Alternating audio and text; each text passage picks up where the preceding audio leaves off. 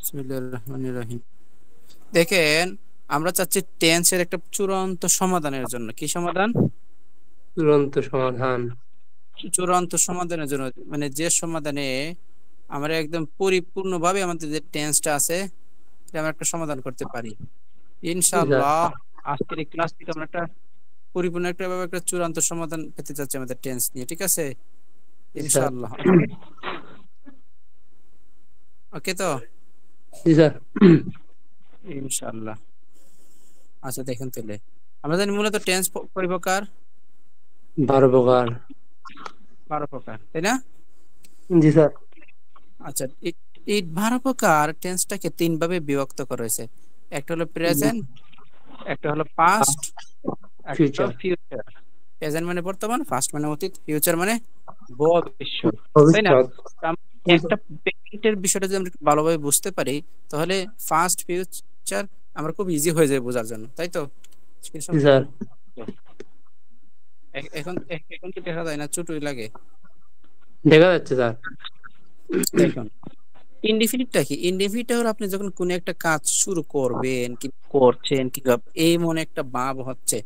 যেমন দেখেন, বলেন আই গো, আমি যাই। আই গো মানে কি? আমি যাই। আমি যাই। এখন এই যাওয়াটা আই কাম, আমি আসি, আই প্লে আমি লিখি, আই রাইট আমি, আই আই প্লে আমি খেলি, আই রাইট আমি লিখি, আই সি আমি দেখি, আই স্লিপ আমি ঘুমাই। কোন একটা কাজ শুরু করেন না, মানে অলওয়েজ করতেছেন, ঠিক আছে? জি আচ্ছা, sir.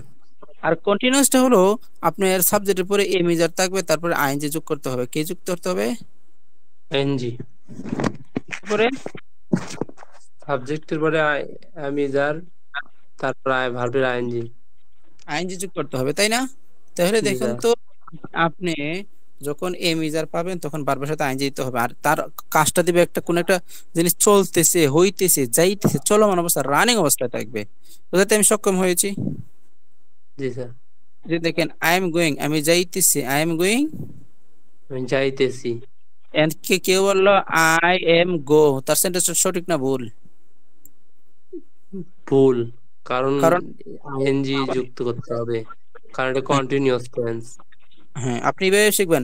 Present indefinite sub plus verb one, present continuous sub plus a measure plus verb one ING, present perfect sub plus have s plus verb three, present perfect continuous sub plus have been has been plus verb one ING. এভাবে শিখতে হবে কিন্তু, জি sir. তাই না? জি sir. তাহলে দেখেন তো, কন্টিনিউয়াস মানে কোন একটা চলমান হওয়া, আর পারফেক্ট টেন্স মানে কোন একটা জিনিস সম্পূর্ণ হয়ে গেছে। হ্যাঁ, হুম। আমি বললাম আই আই হ্যাভ গন আমি গিয়েছি, কেন ভার্ব থ্রি হবে, কি হবে?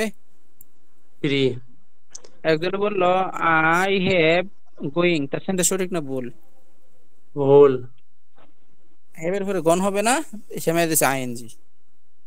আবার বললো আই হ্যাভ গো, সঠিক না ভুল? ভুল। ভার্বের ভুল। থ্রি হবে।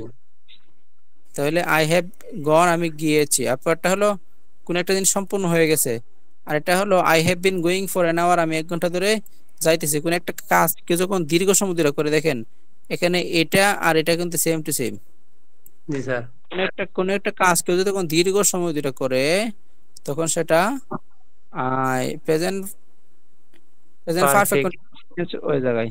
ফর জি এক্সাম্পল আমি স্যার। বাংলাদেশ উদাহরণ বললাম, আপনি বললেন আমি 1 বছর ধরে স্কুলে পড়াইতেছি, তা আপনি পড়ানোর দক্ষতা 1 বছর। জি স্যার। হলো সে এখানে আসবে না, মানে সে এতে এটা হয় নাই। আবার বললাম একজন মানুষের শিক্ষকতা করতেছে একটা একটা জবে, অথবা একটা জব করতেছে 20 বছর ধরে, তো বললাম কি সে 20 বছর ধরে কাজ করতেছে, তাহলে একটা দীর্ঘ সময় না? জি স্যার। কিছু যখন কোন একটা দীর্ঘ সময় ধরে করে, তখন সেটাকে বলবো বলবো আমরা প্রেজেন্ট পারফেক্ট কন্টিনিউয়াস টেন্স। জি স্যার, দীর্ঘ সময় ধরে করলে পারফেক্ট কন্টিনিউয়াস। তাহলে আবার দেখেন, এটা আই ওয়ান্ট আমি গিয়েছিলাম, আই ওয়াজ গোইং আমি যাইতেছিলাম, কন্টিনিউয়াস মানে কি চলমান না? এটা জি আপনি স্যার। বর্তমান করতেছেন, এটা অতীতে আপনি গিয়েছিলেন, অতীতে আপনার সম্পূর্ণ যাওয়া হয়ে গেছে, আর বর্তমানে আপনার সম্পূর্ণ যাওয়া হয়ে হয়ে গেছে। আবার I have been going for an hour আমি 1 ঘন্টা যাইতে ছিলাম। আপনি দিলাম। হ্যাঁ, তাহলে এটা হলো কি কিসে? অতীতে আমি গিয়েছিলাম, আর সবসময় লাম পাবেন ফার্স্ট টেন্সের ক্ষেত্রে। আর এটা হলো আমি যাব, এটা আমি যাইতে থাকবো, কন্টিনিউয়াস মানে চলমান না? জি স্যার। আমি যাইতে থাকবো, আমি কন্টিনিউয়াস আস্তে ফিউচার ওয়ান। আস্তে করবো। আর এটা মানে একটা কাজ সম্পন্ন হয়ে যাবে। আর এটা মানে পারফেক্ট টেন্স মানে কোনো একটা জিনিস দীর্ঘ সময় ধরে করতে থাকবে, তাই না? জি স্যার। হুম। আমার বইয়ের নাম্বার আগে নক করবেন। তারপরে হলো কি এখন আমি বাংলা আমি ইংলিশ বাক্য বলি, আপনি দেখে দেখে বলেন তো এটা কোন টেন্সের মধ্যে পড়ছে। বলেন I am reading a book, এটা কোন tense? I am reading a book, present continuous tense. Very good, very good, very good, মাশাআল্লাহ, মাশাআল্লাহ। I am I will write a letter. I will write a letter. হ্যাঁ, write a letter. I will. Will এটা হচ্ছে future. Future future indefinite নাকি? Future continuous নাকি না? Future future indefinite. Perfect. ওই indefinite. I will. Very very good, very এবার good, বলেন তো বাক্যটা। বাক্যটা একবার বলেন তো ওটা, কোনটা? যেটা বললেন। আই উইল, এটা গো। এটা বলছিলেন আই উইল গো নাকি? কি জানি বললেন না আর আগে বাক্যটা। মানে কোন বাক্যটা? যে বাক্য দিয়ে ধরলেন, এই যে ইনডিফিনিট, ফিউচার ইনডিফিনিট ধরলেন। এটা ফিউচার ইনডিফিনিট হলে কি বাক্য শেষে ব দিবে? জি স্যার।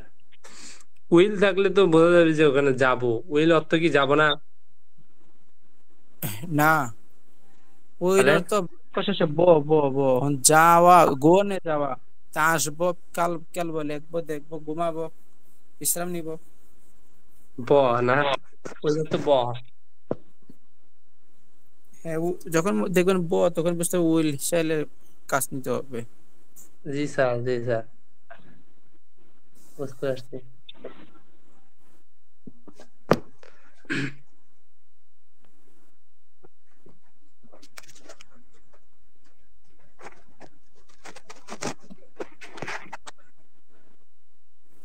আচ্ছা, তাহলে আর কোনো বিষয় যে বাকি আছে? এখন আমি যদি বাক্য বলি I will be writing a letter, এটা কোন টেন্স? এটা হচ্ছে future continuous tense. Very good, very good, মাশাআল্লাহ। আই ওয়াজ প্লেইং ফুটবল, এটা কোন tense? I was playing football, perfect. Perfect continuous. ই না, আছে।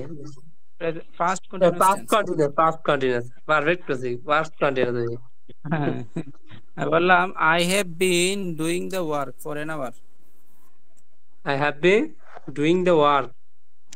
হ্যাঁ, এটা হচ্ছে স্যার, আই হ্যাভ বিন, এটা হচ্ছে পাস্ট। পাস্ট পারফেক্ট মনে হয়। Past perfect. কন্টিনিউয়াস। এটাই তো প্রেজেন্ট। I have been. ও ঠিক আছে, I have been present perfect continuous.